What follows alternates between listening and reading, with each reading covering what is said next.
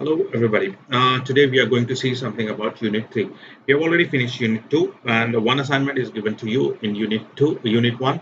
Other assignment will be posting you on Unit 2 today, and the last date, which has already been shared in the group. Now we are going to see something about Unit 3, which are deals with subprograms and other things. Let's move on to with this one. Okay, subprograms. What actually subprograms deal with it? This is part introduction, the fundamentals of subprogram. The fundamentals of subprogram. Now let's move on to that. Each program has a single entry point. The calling program is suspended during the execution of subprogram. Control always return to the seller, caller or seller when the subprogram execute the termination part. Subprograms are nothing but they control the flow of control of the program.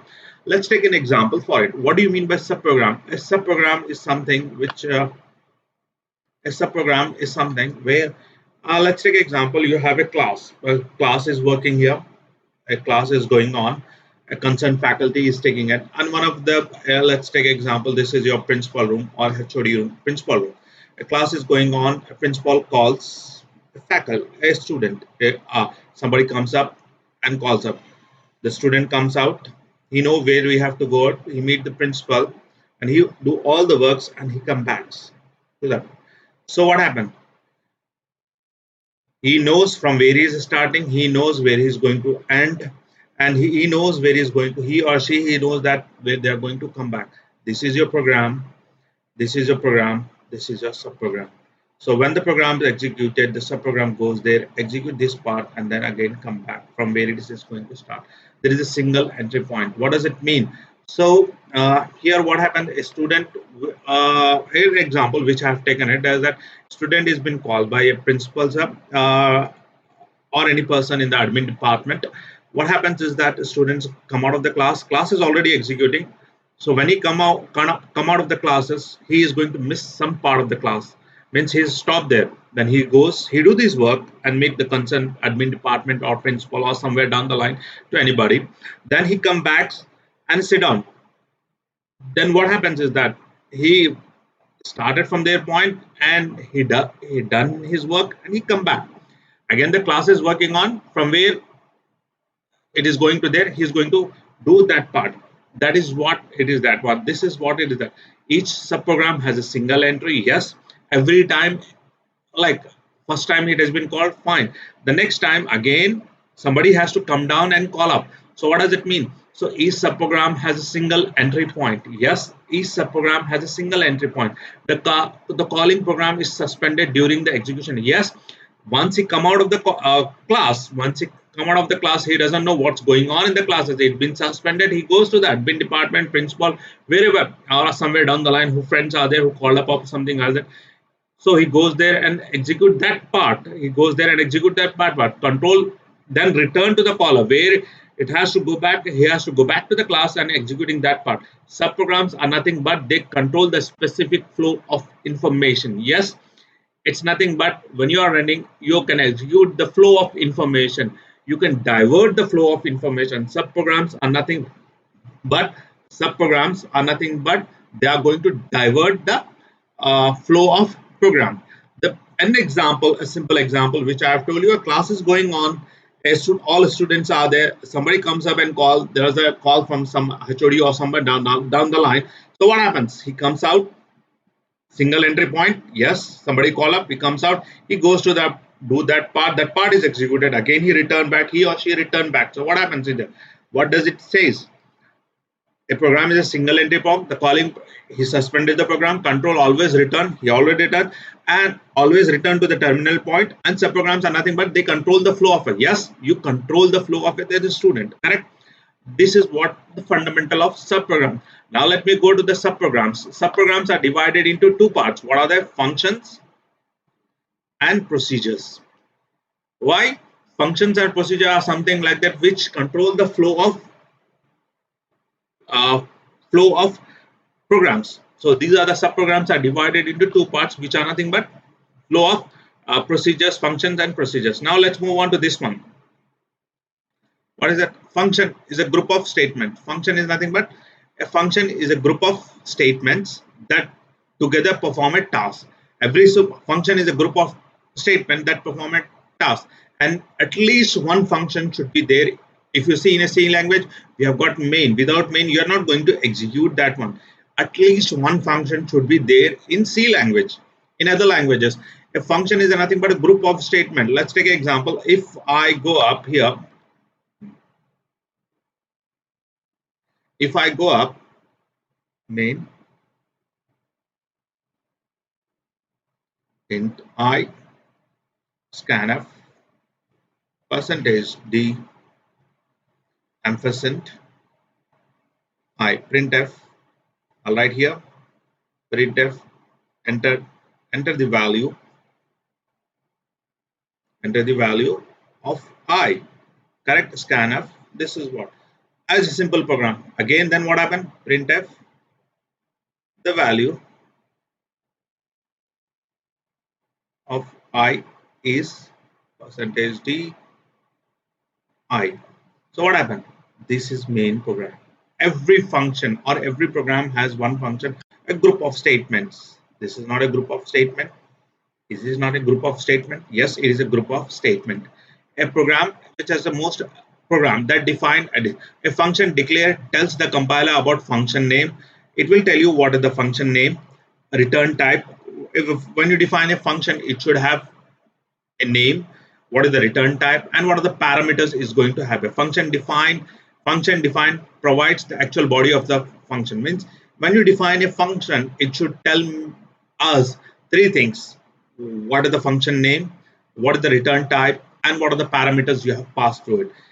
And there are other in C languages, there are a number of built-in function which you know, that strct, that is concatenation of string. This is, you can able to understand, this is memory location map location, other things. So function is nothing but group of statements, a block of statement which do a particular task. And in C language, there is only one, what you call, there is always a main function which is available here. Then the function declaration has three major things. What are they? First one is, you call it as a name. The next one, we call it as a return type. What is it is going to return? I'm going to show you with an example. Then what are main parameters which is provided. And in C language, you have already done what do you mean by this function when you define CTR, concatenation of the things, other things. The function definition in C program consists of a function header and function body. Here are the part of the return type. If you don't want to type a return type, we use what function? I think so. I have specified a return. The function may return the value, the return type of data type, the value of the some function, desired function. In this value, we type void. If they doesn't want to have return value, then we void any values. Without returning a value, we use void.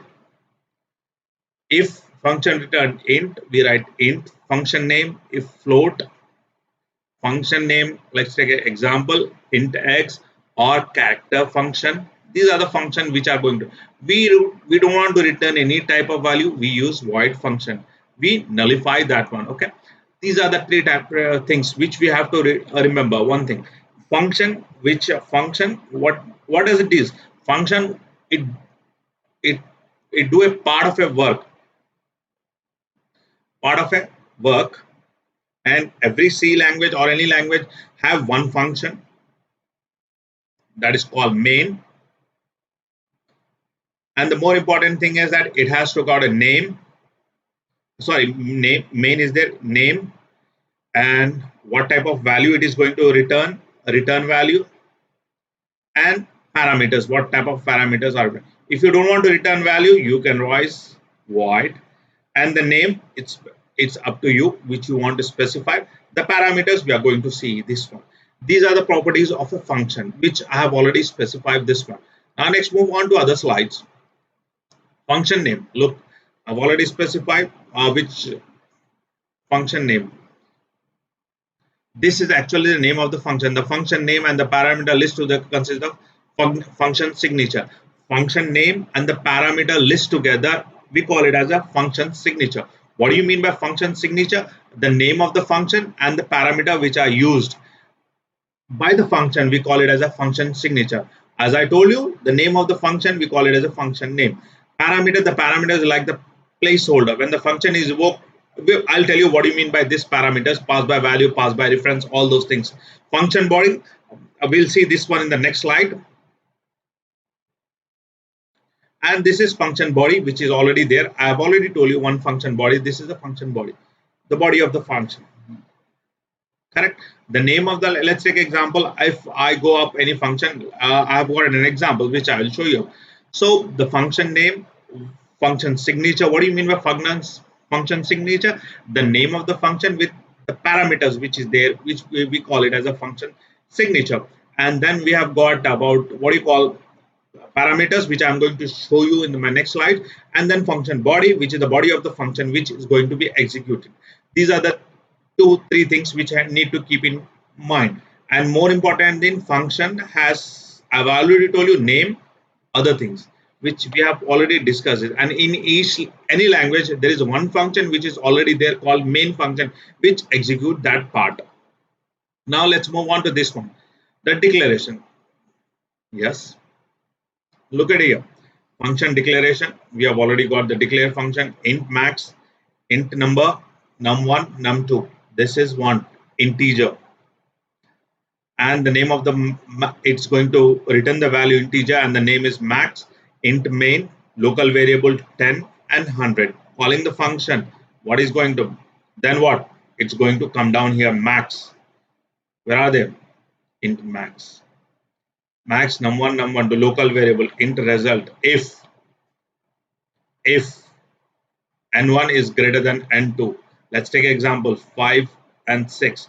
Yes, 5 is greater. So what happened? Else num2 return result, whatever the result. If 5, yes, it is greater, it will come down here, print up the maximum value. What will the value here? It will give me up, sorry, this is 4, so I'll give me 5. The result is, what happens?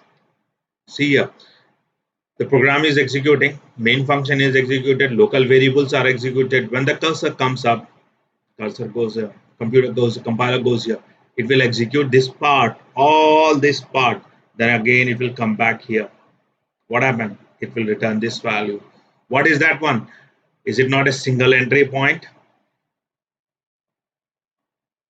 It is not. We control the flow of program. Correct?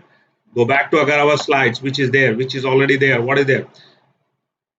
Calling a program suspended during the execution of program. What is it? When I call this program, when the cursor goes up, this part is not there. When the cursor comes up, again this part is executed. Single entry point, yes, it is there. Flowchart have been what you call, we have diverted the flow of points, and then the execution of the process has been stopped, and the next part is executed. The cursor goes up, then part is executed.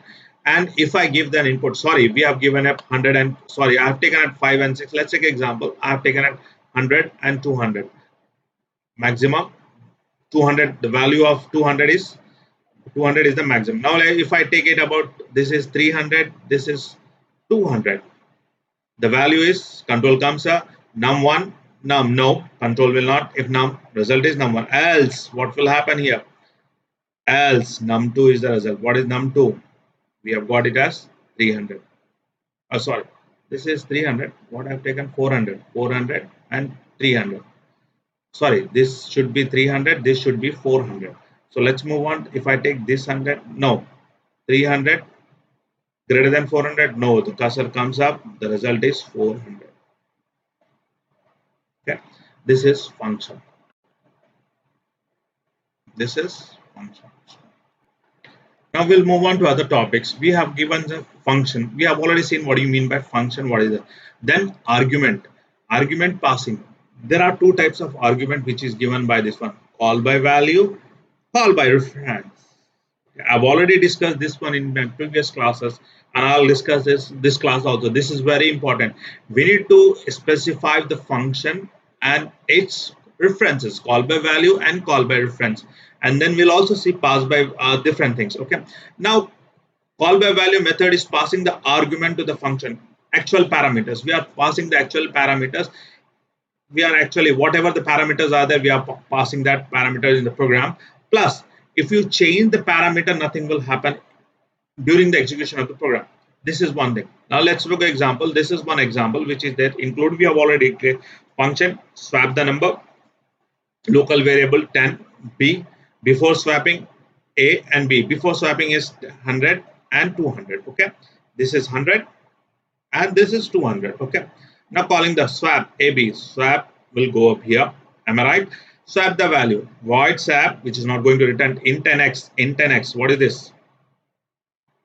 Come here. Come here. The value has been passed here. In temp, we are defining a variable, local variable. We call it as one as local variable. Okay, for this function, it is going to use only for this function. We are going to use it. Temp x. Temp will becomes what? X. Temp is x. Temp is x 100 and value x is equal. Now x is empty. X is equal to y. Now x is empty. X value has already gone to temp. So y value is 200. So x becomes 200. Y becomes 100 because y becomes into y return, it will return here. Then what? Print the value after swap. Then what will happen? A value becomes what? 200 and this becomes 100. What we have done? Value, we have already passed the value. The value which is here 100, we have already passed here. The value which is 200, we have already passed here. So actual value is been passed. We are swapping that with the help of this one. The call of value method is passing the argument, the function which is actually passed to it, and we are also using a temporary variable, whereas call by reference method is passing an argument, means we are copying what you call addresses. We are doing addresses. Look here, I have used pointers. What is it means? It using addresses, whereas here we are use something x and y. So what will happen? This becomes int x, temp x. These are all star x, star y, star temp. These are all becomes, so int a is 100, int value before is this is 100, this become 2. Now what happens? Look here, what is the value here? Swap a and b. What is this here? Swap ampersand a and b. What we are doing is we are passing the address. Printf, it will be 200, this is 100. The difference is here, we are using pointers, we are using normal integers. We are passing addresses here, where actual value is been passed. Call by reference means addresses. Take an example, call by references means address. Actual value, that's the only difference.